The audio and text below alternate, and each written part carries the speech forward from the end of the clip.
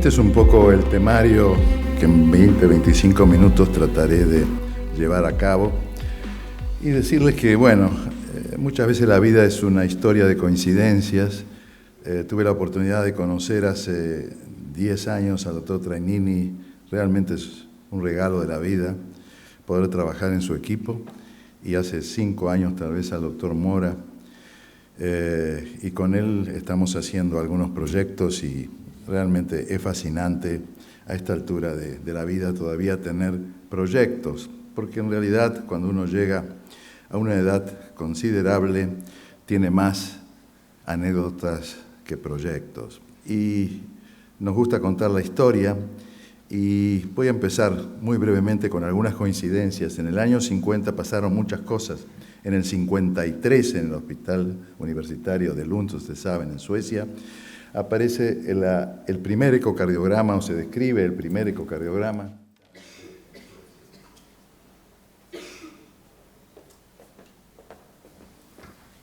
La década del 50 tuvo realmente situaciones muy... Bueno, no puedo progresarlo, tal vez avancen. Vamos a ver si funciona. En los años 50, entonces, las nuevas ideas de Torres-Waps, que ya sabemos en qué coinciden, estas ideas de la banda, y prácticamente su teoría no es muy aceptada salvo por los cirujanos. ¿Por qué por los cirujanos? Porque veían el corazón latiendo, y por la gente que hacía imágenes, claramente porque veían cómo la base se acercaba al corazón a modo de pistón y que la punta se movía realmente poco. En el año 50, por los años 50, nace también un hijo directo de Valencia, todos lo conocen, no hace falta explicar, y el edificio más importante de su vida, según él relata, es un edificio que hace en la ciudad de Malmö, precisamente en Suecia, en Malmö, donde está el primer equipo de ultrasonido. Así que una coincidencia que en los años 50 él llama el giro del torso a este rascacielos, y Torres-Waps por los mismos años empieza a hablar del giro del corazón, y por los mismos años 50 Edler descubre la ecocardiografía. Coincidencias una vez más. Bien, sabemos cómo describimos al corazón y cómo podemos demostrar que el corazón realmente se retuerce, es a través de la sonomicrometría, la resonancia, la ecocardiografía. Empezaron con la resonancia, el tagging, muy interesante para estudiar la deformación, pero poco práctico. Luego, ahora está el feature tracking. El tagging fue nuestro gold standard. Hoy el feature tracking, el gold standard, es la ecocardiografía. Parece mentira. Con ecocardiografía tenemos la posibilidad de estudiar la deformación y velocidad de los tejidos por Doppler, por spectral tracking, y aunque parezca mentira, por modo M. Así que el Doppler tisular es muy antiguo, año 89, el grupo francés lo describe como una aplicación clínica precisa, pero nunca nadie es el inventor y nunca se sabe quién fue el primero. Siempre hay un japonés que describió antes, y 58 años ya hace que Yoshida habla y muestra estas imágenes de movimiento de los tejidos por ecocardiografía. Entonces le debemos al Doppler tisular los primeros estudios de strain, en realidad fue strain rate, velocidad de deformación, y con un concepto muy simple, conociendo el gradiente de velocidad entre dos puntos y conociendo la distancia en una derivación espacial, se puede estudiar la velocidad de deformación. Sabiendo el desplazamiento de dos tejidos, de dos puntos, y sabiendo la distancia, se puede saber la deformación. Y esto lo usamos diariamente también, aunque ya la máquina nos hace el trabajo y no tenemos que hacer los cálculos matemáticos. Ya en el año 2000 se hablaba de strain, de deformación, pero por Doppler. Indudablemente el grupo de Leuven de Bélgica ha trabajado mucho. El problema era el que acá todos conocen, con Doppler tisular es muy artesanal, es muy difícil trabajar, y fundamentalmente la ángulo dependencia hace que no sea práctico en nuestros laboratorios para utilizarlo como única herramienta. Así que no fue muy popular, no se aceptó mucho en Estados Unidos y sabemos que nuestra literatura se basa mucho en la bibliografía del norte, aunque es indiscutible el aporte que tiene Doppler tisular en el estudio de la deformación. Pero aparece un nuevo algoritmo, se descubre que el corazón tiene huellas digitales, tiene moteado y que se puede seguir ese moteado, hacer lo que se llama block matching y estudiar espacial y temporalmente el desplazamiento de estos lunares cardíacos. Entonces, si se acercan o se alejan, va a dar diferentes curvas. Y esto ya se empieza a estudiar en el año 2001. No son técnicas demasiado nuevas. En el 2002, trabajos del grupo de Leuven, y siempre hay algún grupo español también que se adelanta en el tiempo, y Miguel Ángel me dio estos trabajos de María Jesús Ledesma Carballo, que trabajó en el Marañón, y que su tesis se basa precisamente en strain. Así que siempre hay colaboración entre grupos de Noruega, de Israel, de Bélgica, y esto fue la gente más conocida que desarrolló de lo que voy a hablar ahora, que es fundamentalmente el speckle tracking. Este es el primer trabajo clínico que sale en infarto agudo en Israel, demostrando que la deformación regional en el infarto agudo se puede alterar y demostrar en la práctica diaria. Así que para los que no están demasiado en el día a día con lo que es la deformación, estudiamos el strain longitudinal, tenemos un strain longitudinal, un strain radial que se llama así en el eje corto, pero cuando es en el 4 cámaras se llama transversal, que es consecuencia por todo lo que se dijo, que el corazón es un órgano no compresible, de lo que se deforma longitudinalmente y circunferencialmente, termina siendo un engrosamiento radial. No voy a hablar mucho de strain radial porque no lo utilizamos en la práctica diaria por la variabilidad que tiene, porque en realidad casi toda la información ya la vamos a tener estudiando lo longitudinal y lo circunferencial, y fundamentalmente me voy a dedicar a hablar al tema que me toca, que es el twist y la torsión.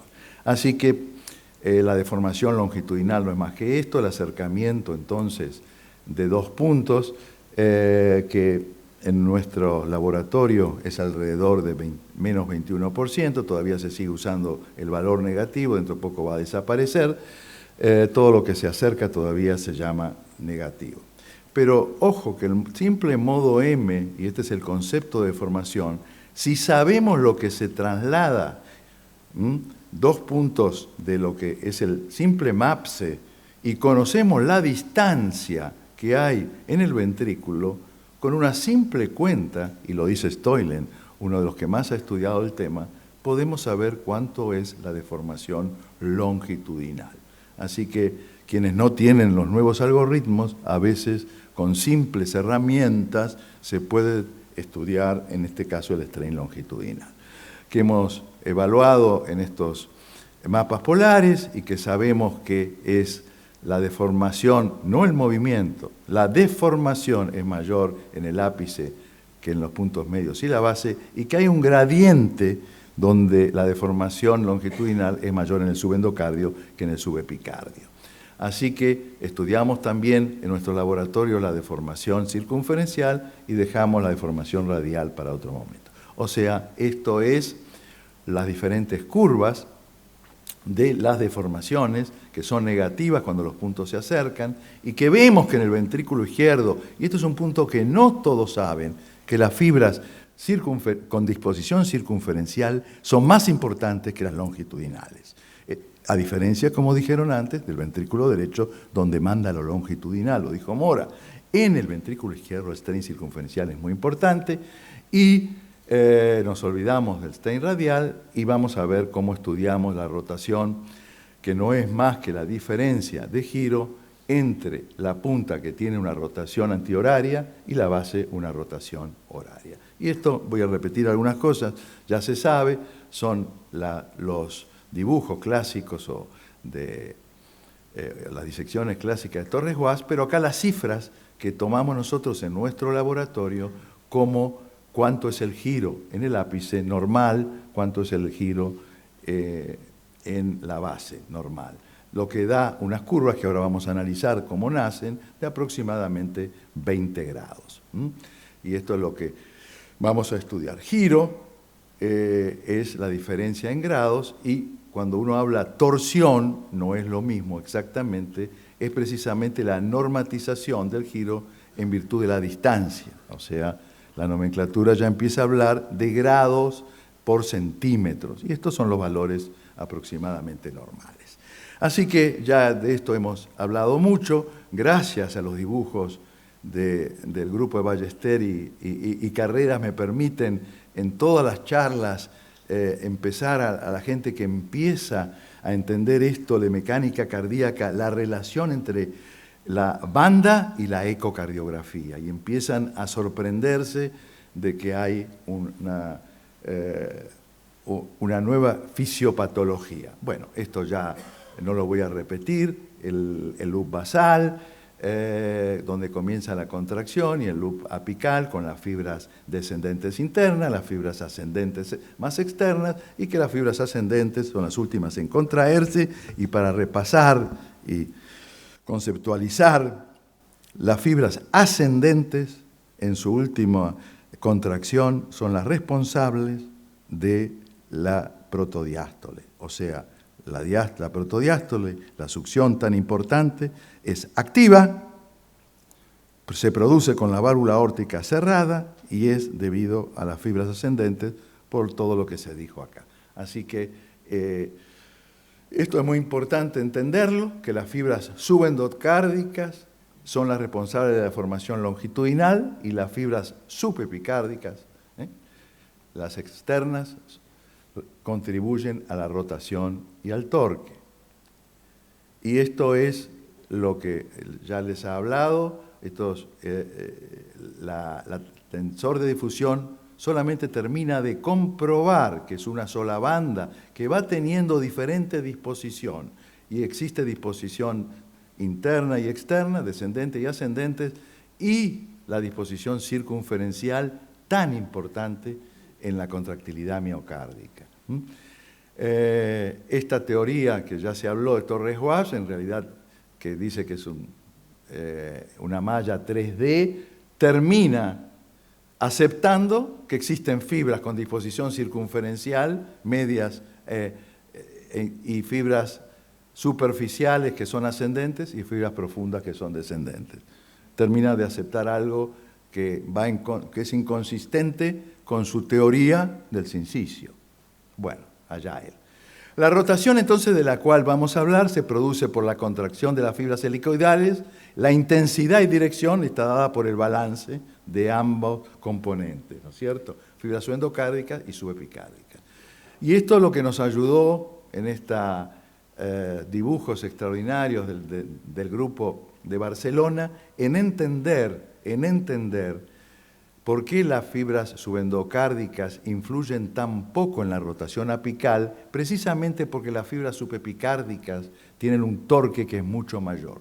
Entonces, el que manda en el subepicardio son las fibras, en el ápice son las fibras subepicárdicas con un entonces giro de 14, 15 grados. Y en la medida que menos se oponga el subendocardio, más rotación apical va a tener. Y eso vamos a entender después qué es lo que pasa en las diferentes patologías. Así que ventajas y desventajas tienen el strain mucho, después al final algunas vamos a decir, pero fundamentalmente para la gente joven es que es una ventana para comprender la mecánica. O sea, lo que hablaron realmente Trainini, Carrera, son conceptos fundamentales, pero aterrizando en la práctica diaria en nuestros laboratorios, esto lo podemos reproducir, esto lo podemos aplicar y entender entonces la compleja fisiopatología de muchas enfermedades. Entonces yo creo que el principal valor del strain es que nos abrió la cabeza a los cardiólogos en entender cómo es contractilidad entonces. Y esto es lo que utilizamos en nuestros laboratorios y lo que voy a hablar es el día a día, no es, y tengo la suerte de que el doctor Trainini traiga a sus enfermos y él se quede al lado y podamos compartir entonces algo de nuestras experiencias. De esto va a hablar Moya, estamos acostumbrados a la función de cámara, pero yo les voy a hablar de la función de la fibra y él va a explicar cuál es, si hay una más importante, si la fracción de eyección debemos seguir utilizándola o no. ¿Por qué es tan importante el twist? Bueno, el twist es importante, ya lo dijimos, porque con las fibras longitudinales la eficiencia del corazón es muy pobre. Son las fibras espiraladas precisamente las que hacen a que esta sea la máquina más eficiente y jamás reproducida por ningún ingeniero. Precisamente porque ahorra espacio, o sea, la espiral, que ustedes saben que está en la naturaleza desde el ADN hasta las galaxias, precisamente porque ahorra espacio y entonces aprovecha la energía de una manera espectacular, por eso las fibras espiraladas son tan importantes. Y entonces, ¿dónde hay más fibras espiraladas? Con el doctor Mora hicimos estos trabajos ya en más de 90 pacientes y dijimos que el strain longitudinal es mayor a nivel apical. Pero el strain circunferencial es mayor a nivel apical, a nivel medio y a nivel apical. Entonces vamos a ver después que si nos quedamos con estudiar solamente el strain longitudinal, como lo hacen la mayoría de los laboratorios, estamos perdiendo la mitad de la historia.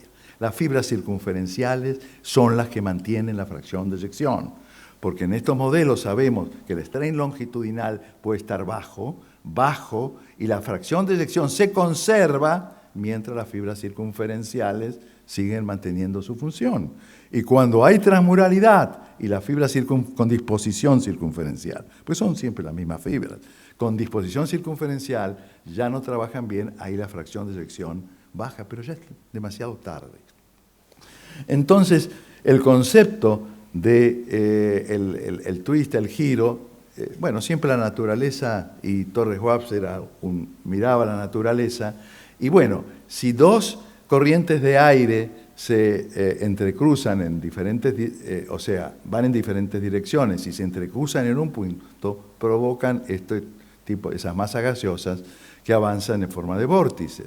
Y en el corazón pasa exactamente lo mismo. Hay fibras subendocárdicas, hay fibras subepicales, fibras ascendentes, fibras descendentes. Y se juntan en un punto que es el ápice, y provocan entonces el desplazamiento de la sangre, que son los vórtices. Y los vórtices no es más que una expresión del flujo que depende de la función, que depende de la arquitectura. Y esto es lo que, bueno, anatomistas, fisiólogos y nosotros que hacemos un poco imágenes modestamente, tratamos de aprender de ellos y vamos entonces a terminar hablando de función a través de los vórtices. Entonces, como vemos acá, la estructura del corazón, la disposición de las fibras, no es más que, bueno, sea por creación, sea por evolución, por lo que se quiera interpretar, no es más que aprovechar entonces los vórtices para desplazar la sangre. Por Doppler es muy difícil estudiar twist, torsión, pero por strain 2D es muy, muy fácil.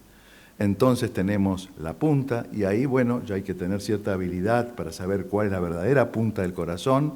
Nos olvidamos de la parte media del músculo papilar y estudiamos entonces la rotación apical y la rotación basal. La rotación apical en sentido antihorario y esto en sentido horario. Nos olvidamos del músculo papilar, donde es la zona de transición. Si hacemos una curva a nivel del músculo papilar, no vamos a ver rotación. Entonces, cuestiones técnicas no voy a hablar, pero es interesante saber cómo, porque yo les dije groseramente que el corazón gira en forma antihoraria en el ápice, pero en realidad no es tan así.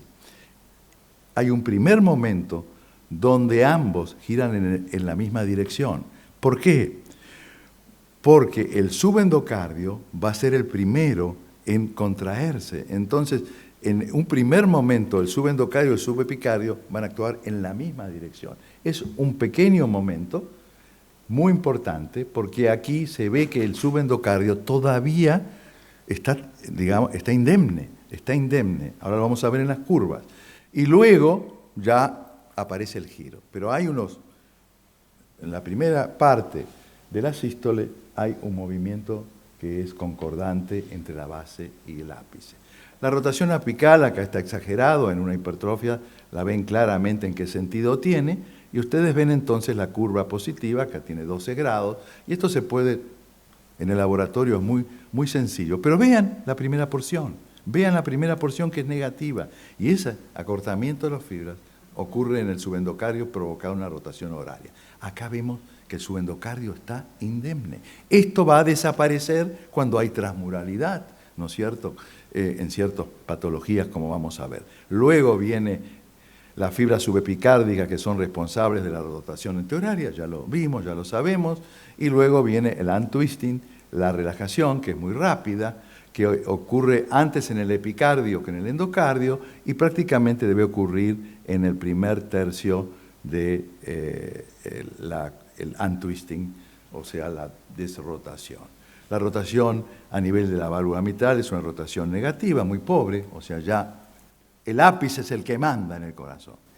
Es significativa menor, y cuando uno quiere evaluar cuál es en realidad el giro, lo que hace es entonces una suma algebraica entre lo basal, entre lo apical, y miren, la curva, acá manda el subendocardio, acá el subepicardio, que es más importante.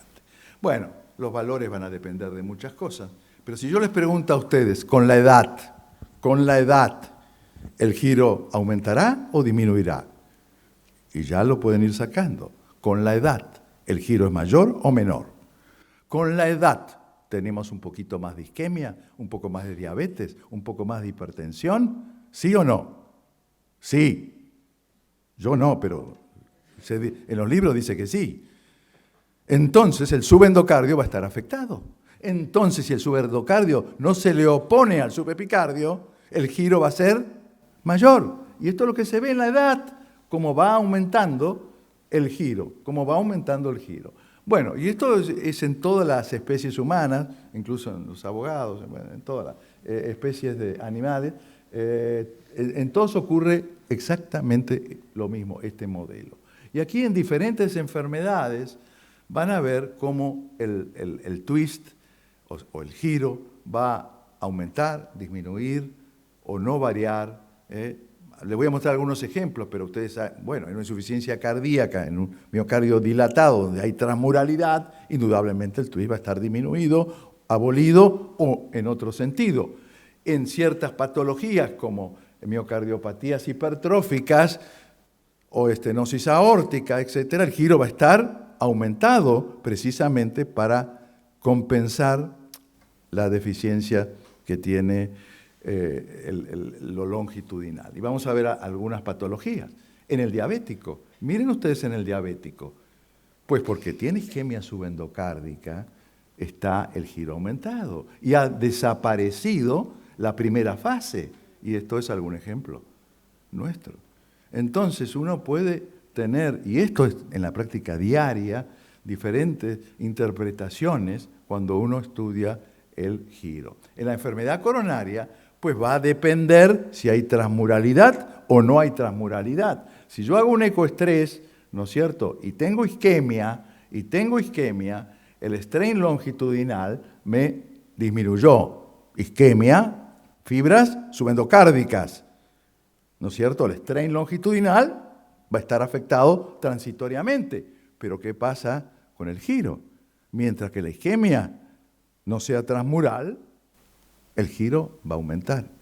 Y la fracción de eyección por ahí no me cambia. En la hipertrófica, con fracciones de eyecciones realmente muy normales, el strain longitudinal va a estar bajo, pero miren ustedes cómo la compensación viene porque las fibras con disposición circunferencial, las fibras subepicárdicas, no están afectadas todavía en esta patología, a menos que esté muy avanzada. Entonces, ¿qué va a tener?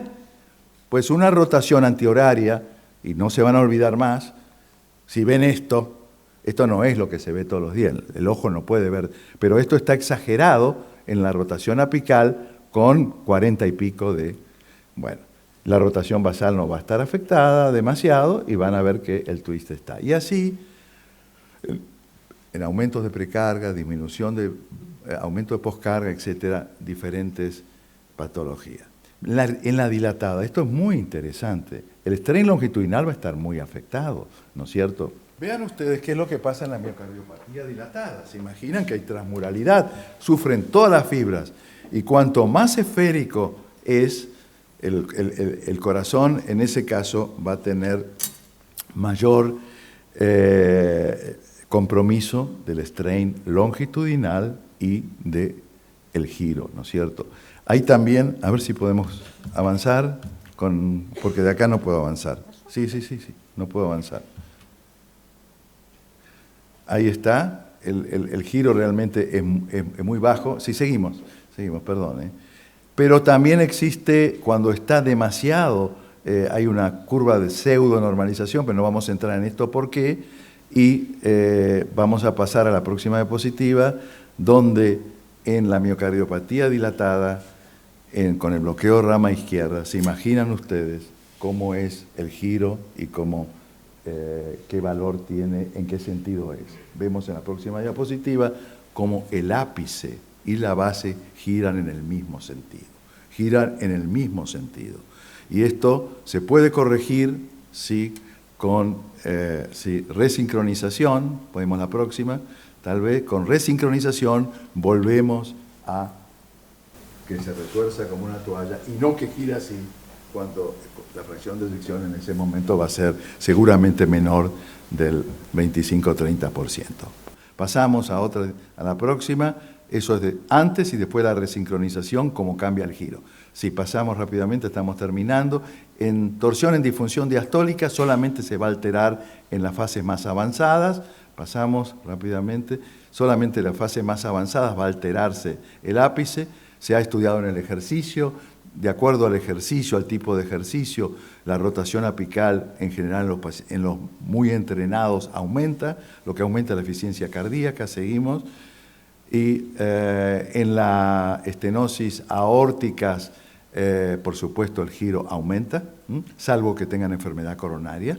Cuando tengan enfermedad coronaria. Así que se ve la aplicación práctica que esto pueda tener. Sospechar enfermedad coronaria en una estenosis aórtica cuando el giro empieza a bajar. Seguimos rápidamente. En las enfermedades de pericardio va a estar muy alterado el giro porque va a estar infiltrado por calcio, el pericardio, las fibras de la punta. ¿Sí? Seguimos. Y bueno, esto es importantísimo. En el diagnóstico precoz de cardiotoxicidad, todo el mundo estudia el strain longitudinal, ¿no es cierto? Pero ¿qué es la toxicidad? La toxicidad es una miocarditis. Y si la toxicidad es miocarditis, tienen que estar afectadas, ¿qué fibras? Las fibras circunferenciales, las fibras subepicárdicas. ¿Por qué solamente el strain longitudinal? Seguimos entonces y se empieza a estudiar el twist o la torsión en la cardiotoxicidad y se ve que está alterada. Pasamos, ¿sí? Seguimos, como está baja ya precozmente, y esto muy poca gente lo ha estudiado, muy poca gente lo ha estudiado. Y estos proyectos que tenemos y que se pueden complementar, estudiar entonces el twist como cardiotoxicidad. Seguimos, estos son los primeros. Y alguien ha descrito algo que después hicimos nosotros, pero no sabíamos con el doctor Mora de que esto se había descrito antes, y esto muchas veces pasa así, el producto de formación de strain longitudinal y el giro, como un elemento de estudiar las fibras en forma global, no las subendocárdicas solas o las subepicárdicas solas, sino estudiar cómo es el mecanismo, ambas componentes de la contractilidad. Sí. Y esto es lo que hemos hecho con 90 pacientes acá con el grupo del PSET. Hemos estudiado strain longitudinal en pacientes normales. Sigamos. Hemos estudiado el giro en pacientes normales y hemos descrito el anterior un parámetro, un índice, producto del giro por el strain. Ese es un producto. Y un índice, el giro sobre el strain longitudinal. Entonces, en la amiloidosis, lo longitudinal va a estar muy bajo. En vez de tener 20, va a tener 10. Pero el giro va a estar normal, porque las fibras circunferenciales no están afectadas. Entonces, la relación va a ser 2, 2,5. La fracción de eyección está conservada. En los controles, 20 de fracción de strain longitudinal y 20 de giro va a ser 1. Así que se puede diferenciar fácilmente ciertas patologías por estos índices. Bueno, y ya terminando, por último, la rotación y torsión se puede estudiar por 3D. Lo estamos haciendo. Todavía tenemos algunos problemas. Se hace muy rápido la próxima, pero todavía falta resolución temporal. La próxima, por favor. No pasa. Falta resolución temporal para que esto sea aplicable en la práctica, pero indudablemente esto va a ser el futuro. Seguimos y terminamos. La conclusión son que, ¿quién hablaba antes del speckle tracking de rotación y torsión? ¿Quién hablaba? Así que gracias a estos nuevos algoritmos podemos hablar de anatomía, fisiología, empezamos a entender al corazón, ¿sí?, un poquito más, y tratamos de llegar en una fase subclínica antes que la fracción de eyección esté alterada. Así que será la nueva manera de evaluar la torsión. Bueno, esto yo no tengo la bola mágica, el tiempo lo dirá. ¿Sí? ¿Pasamos? ¿No pasa? El tiempo lo dirá. Esto hay que validarlo, pero todo lo que les expliqué es lo que estamos haciendo diariamente en nuestros laboratorios, aplicados los conocimientos desde Torres Wash hasta todos los trabajos de Carreras y todo su grupo. Así que creo que estamos dando los primeros pasos en un mundo fascinante y con aplicación absolutamente práctica. Bueno, esto es todo. Muchas gracias.